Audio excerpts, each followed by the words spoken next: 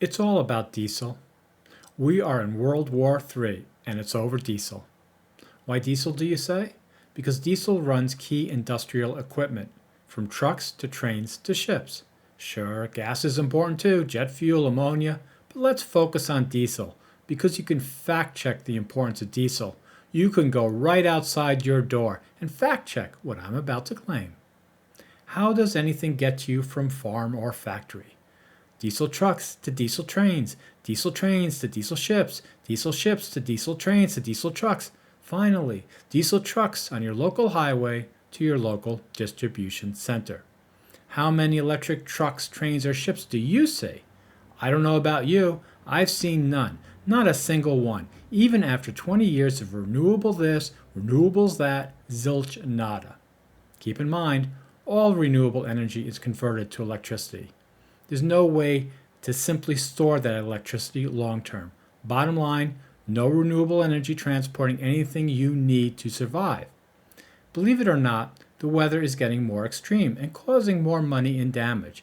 That means more diesel needed to bring you construction materials, more diesel to bring you food and water because what you had was spoiled. When you see a hurricane, drought, rainstorm, tornado, think more diesel.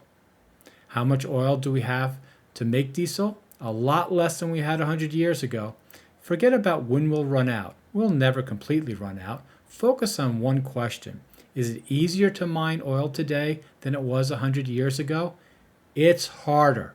Harder because all the easy oil has been mined. No more poking a hole in the ground and out gushes liquid gold. Oil is harder to mine as in more expensive. Harder as in some people won't be able to afford it. Harder as in some countries can't get it because they simply don't have it underground. Harder as in some countries will what? Starve to death without a fight? No. Maybe like North Korea, they'll just send young men to fight for an oil-rich country. This stuff is happening today. Cuba's electricity went out yesterday, all of Cuba. Why? They can't afford heavy fuel or diesel. Why can't they afford it? Why don't they have anything to trade for? Same happened to Sri Lanka with gasoline in 2022. They can afford it. Other countries are essentially giving them the bare minimum now. How long do you think that will last? Lebanon, same thing. What I'm saying is the world is starting to divide between those who can get diesel and those who can't. Of course, here in the U.S., we can mine oil, lucky us. Most places in the world are not so lucky.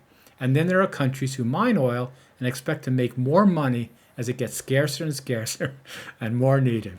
Because big picture, renewable energy is a lie. Renewable energy is about making money selling EVs to rich people, city people, while lining the politicians' pockets. Look around you. Where are the electric trucks, trains, and ships? Where are the electric airliners? Where's the military that runs on anything but fossil fuels? Where are super large farms that don't produce without oil-based fertilizers? The rest of the world will kill for oil.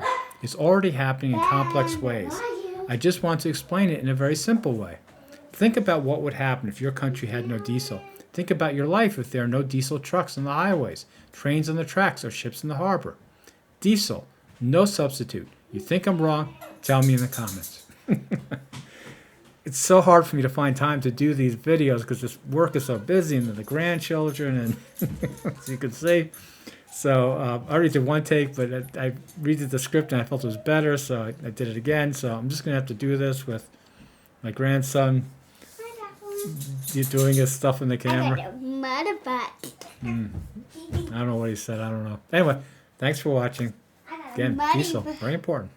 I got a